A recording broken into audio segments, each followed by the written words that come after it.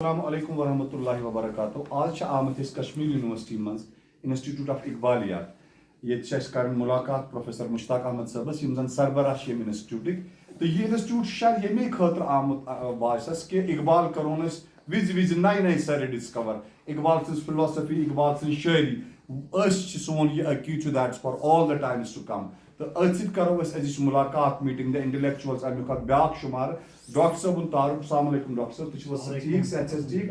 تو ڈاکٹر صٲب چھِ یتھ ادارس ہیڈ کران پنٕنۍ سوال پرژھنہٕ برونٛٹھ کرو أسۍ یہِ کوٗشش یہِ زاننٕچ کہ یہِ ادارٕ کر آو وجوٗدس منٛز تہٕ امیُک مین مقصد کیٛاہ چھُ. ڈاکٹر صٲب بہٕ چھُس تۄہہِ بڑا تہہِ دل سے میں آپ کا استقبال کرتا ہوں. آپ یہاں تشریف لائے آج Iqbal institute of culture and philosophy میں آپ کا میں استقبال کرتا ہوں دل کی عمیق ترین گہرائیوں سے. میرے محترم بھائی, جہاں تک Iqbal institute of culture and philosophy کا تعلق ہے جس میں آپ یہاں اس وقت بنفس نفیس موجود ہیں, یہ انسٹیٹیوٹ دراصل پہلے انسٹیٹیوٹ نہیں تھا, یہ اقبال چیئر تھی. اچھا, اقبال چیئر تھی. تو اقبال چیئر یہ 1977 عیسوی میں بنائی گئی اور اس وقت کے جو وزیر اعلیٰ تھے مرحوم شیخ محمود عبداللہ نے اس کو اقبال چیئر کے نام سے یہاں قائم کروایا. اور یہاں جو پہلا پروفیسر مقرر ہوا اقبال پروفیسر وہ تھے بر صغیر کے ایک مایہ ناز دانشور ادیب پروفیسر علی احمد سرور. اچھا, پروفیسر علی احمد سرور انہوں نے لایا علی گڑھ مسلم یونیورسٹی سے لایا یہاں. تو کیونکہ علی احمد سرور کا جہاں تک میں تھوڑی سی انٹروڈکشن کو بریف انٹروڈکشن دینا چاہوں گا. علی احمد سرور نے ایم اے انگلش کیا تھا. ایم اے انگلش کے بعد انہوں نے ایم اے اردو کیا تھا. وہ پھر انگلش بھی پڑھاتے رہے پہلے علی گڑھ مسلم یونیورسٹی میں. اس کے بعد کئی سالوں تک وہ اردو کے پروفیسر رہے ہیں, اردو کے ہیڈ رہے ہیں, بہت ساری جگہوں پہ وہاں بھی کام کیا ہے. اور تو شیخ محمود عبداللہ مرحوم کی نظریں ان پہ جم گئی, انہوں نے ان کو یہاں لایا تو وہ یہاں آ گئے. اور مرحوم علی احمد سرور کو خط و کتابت تھی علامہ اقبال کے ساتھ. اچھا, علامہ اقبال کے ساتھ ان کے جو 2-3 خطوط ہیں باضابطہ مرحوم برنی صاحب نے ان کو لایا ہے اپنے اس جو انہوں نے وہ مرتب کیا ہے یہ جو کلیات یہ ان کے اقبالیات کے جو خطوط انہوں نے مرتب کیے ہیں. تو اس میں ان کے 2-3 خطوط بڑے اہم خط ہیں جو انہوں نے علامہ اقبال کو لکھے ہیں اور علامہ اقبال نے ان کے جوابات دیے ہیں.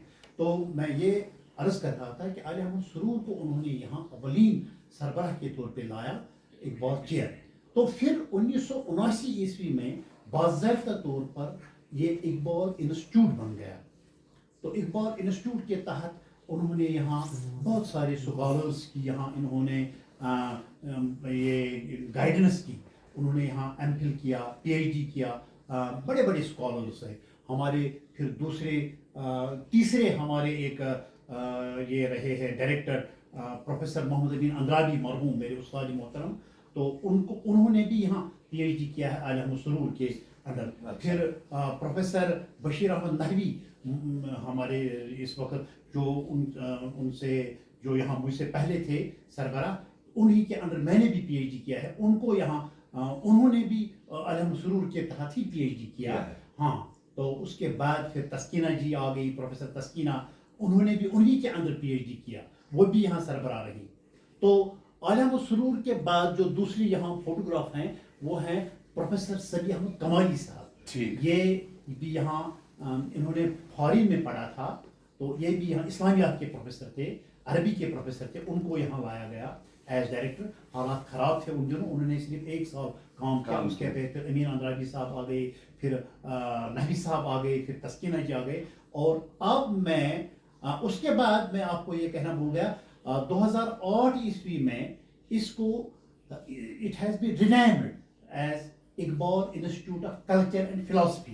اس کا دائرہ پھر وسیع ہو گیا. پھر فلسفہ کے لوگ آ گئے پی ایچ ڈی کرنے کے لیے, ایجوکیشن کے لوگ آ گئے, بہت سارے جو عربی اردو پرشین کے علاوہ دوسرے سبجیکٹس میں جو تھے وہ یہاں آئے پی ایچ ڈی کرنے کے لیے. کیونکہ اقبال جو ہیں علامہ اقبال ملٹی ڈائمینشنل پرسنالٹی ہے بالکل. وہ صرف عربی یا اردو یا پرشین ہی کے ماہر نہیں تھے بلکہ وہ انگلش کے بھی ماہر تھے. وہ میٹا فزکس پہ انہوں نے پی ایچ ڈی کیا ہے. وہ قانون کے ماہر تھے. بہت سارے لوگ آ گئے یہاں. قریباً 150 کے قریب ہمارے جو M Phil P H D scholars ہیں وہ یہاں سے نکلے ہیں اور بڑے بڑے اداروں میں وہ کام کرتے ہیں. کچھ لوگ مرحوم بھی ہو گئے ان میں سے اور کچھ لوگ یہاں اس وقت بھی کرتے ہیں. کچھ لوگ ریٹائر ہو گئے ہیں. تو آگے یہ کارواں چلتا ہے. اس وقت بھی ہمارے ہاں 5-10 اسکالرس یہاں اس وقت پی ایچ ڈی کر رہے ہیں. اور اس کے علاوہ پھر ہم نے اوپن الیکٹو کے طور پر ہم یہاں پڑھاتے ہیں لڑکوں کو. اس میں نہ صرف آرٹس کے آتے ہیں, سوشل سائنس کے آتے ہیں, سائنس کے لڑکے آتے ہیں. وہ اقبال کو زیادہ آسانی سے سمجھ پاتے ہیں. یہ کمال یہ ہے کہ وہ اقبال کو زیادہ انڈرسٹینڈ کرتے ہیں اردو کے بنسبت, فارسی کے بنسبت. البتہ عربی, پرشین, فارسی اور اسلامیات اس پہ جب نظر ہوگی اور فلسفہ پہ نظر ہوگی وہ اقبال کو زیادہ سمجھ سکیں گے. شکریہ ڈاکٹر صاحب, آپ نے ہمیں جانکاری دی اس انسٹیٹیوٹ کے بارے میں. تو سر جیسا کہ ہم کو پتہ ہے یہ پروگرام شو اس کوشچن سے کروں گا, اقبال کا تصور خودی کیا ہے سر؟ اقبال خودی کے لیے کافی مانے جاتے ہیں. بالکل جناب. تو تصور خودی کیا ہے؟ اقبال پہلے ہی کہتے ہیں خودی کو کر بلند اتنا کہ ہر تقدیر سے پہلے خدا بندے سے خود پوچھے بتا تیری رضا کیا ہے.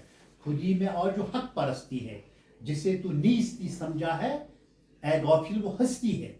خودی عرفان نفس کا نام ہے.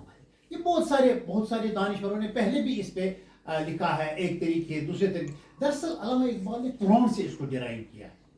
خودی کو قرآن سے ڈرائیو کیا ہے. قرآن ہمیں کہتا ہے اپنے آپ کو پہچانو. ہاں, من عرف ربی فقط من عرف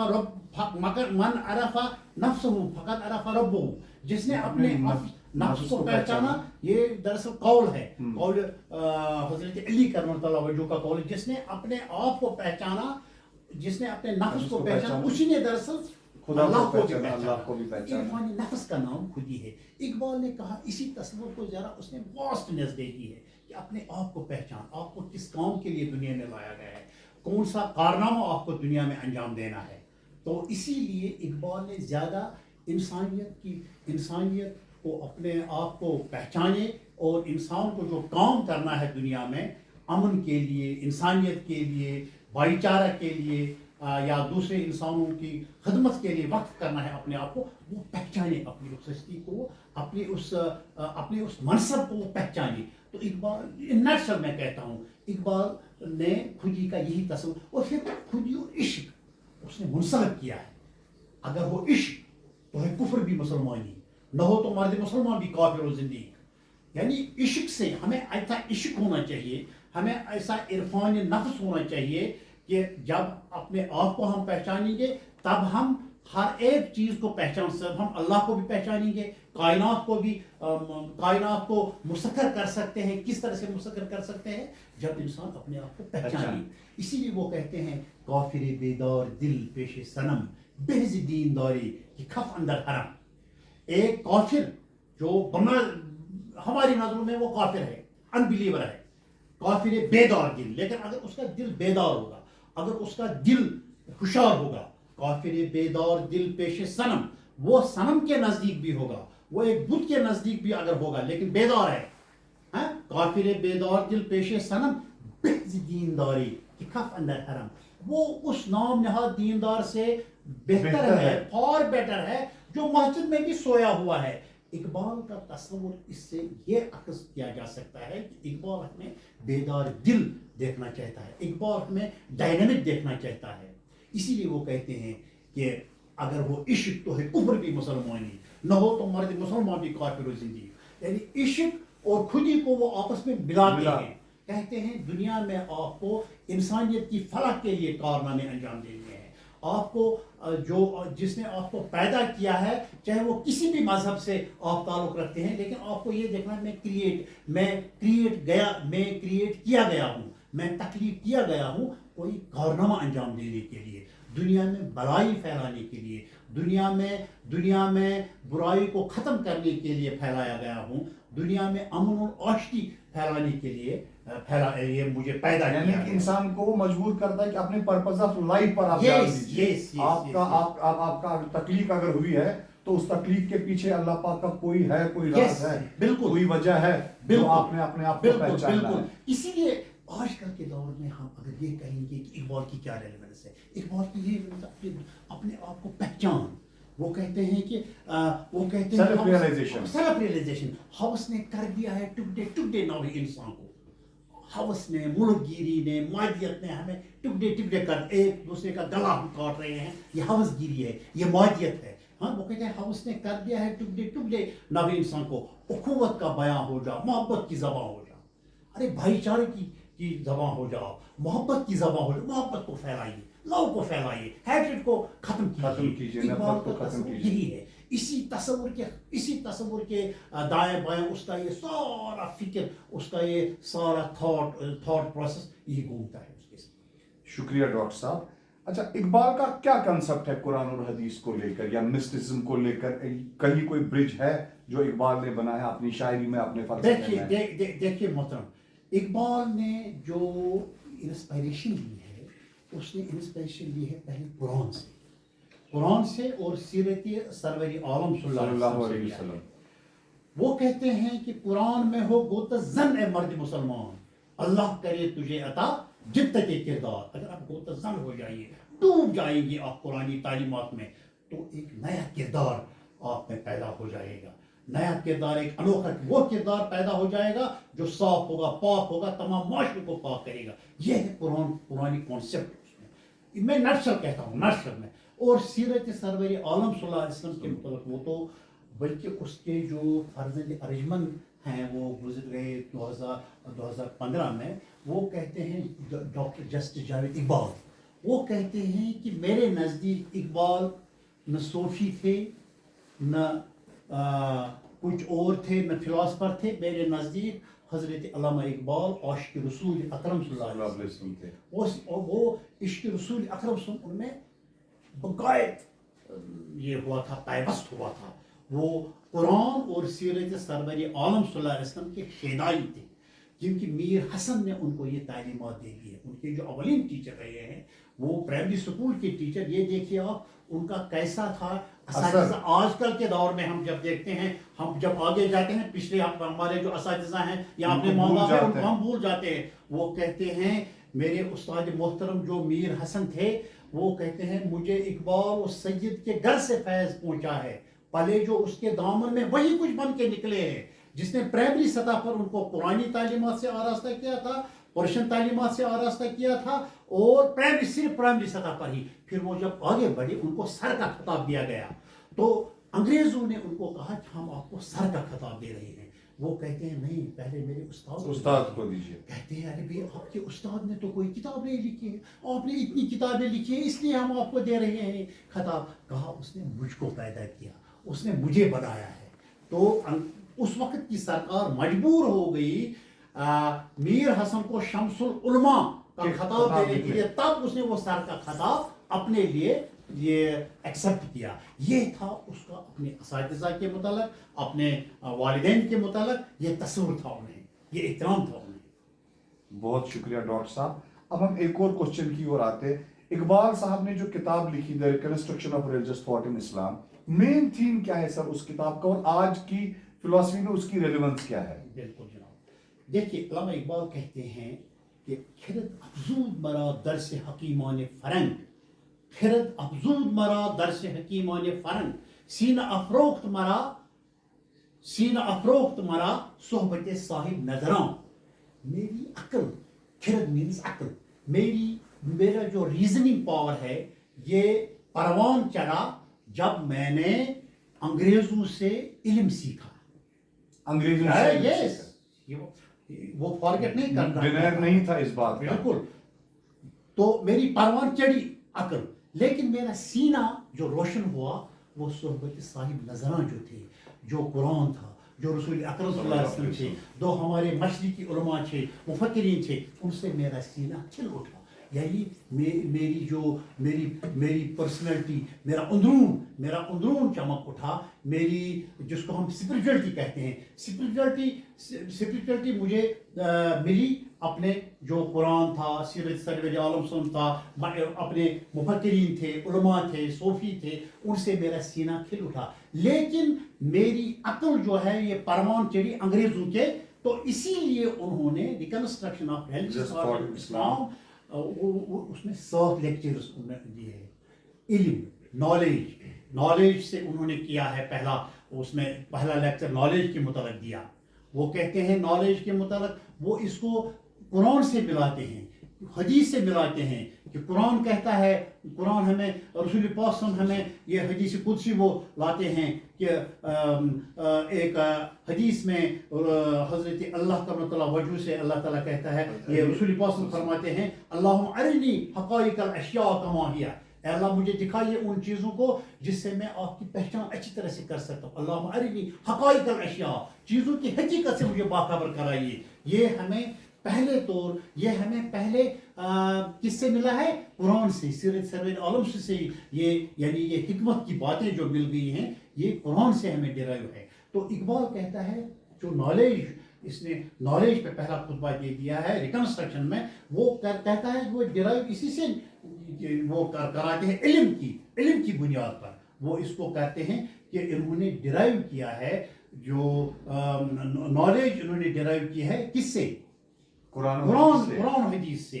اس کے ساتھ ساتھ وہ کہتے ہیں کہ جو ہمیں خزواں صفا داماں قدر، اچھائی کو لے لو، برائی کو چھوڑو. وہ کہتے ہیں اس میں سے جو بھی باتیں ہمیں اچھی ہیں ان کو لے لو، یا اسی طرح سے ہمارا جو ویسٹرن فلسفی میں جو ہمیں اچھائی ہے اس کو لے لو، اور جو ہمیں برائی اس کو. اس میں سے بھی وہ حدیث پاک نوٹ کرتے ہیں جس میں رسول پاک صلی اللہ علیہ وسلم فرماتے ہیں کہ جو آپ کو جو بھی حکمت کی بات آپ کو کہیں سے ملے اس کو آپ ڈرائیو کیجئے. یہ دراصل یہ ہماری متاع گم گشتہ ہے، یہ کہیں سے ہم نے کھوئی ہے، تو اس کو ہم پاتے ہیں تو یہ دراصل ہماری ہی اپنی بات ہے. کہیں سے یہ ہمارے غیروں نے یہ کہیں سے لے لیا ہے تو ہمارا حق ہے کہ اس کو حاصل کریں. اس کے علاوہ وہ ہمیں کہتے ہیں جو ہمارا پاسٹ ہے، جو شائننگ پاسٹ ہے، اس کو مت بلائیے. وہ کہتے ہیں آئین نو سے ڈرنا، طرز کہن پہ اڑنا، منزل یہی کٹھن ہے قوموں کی زندگی میں.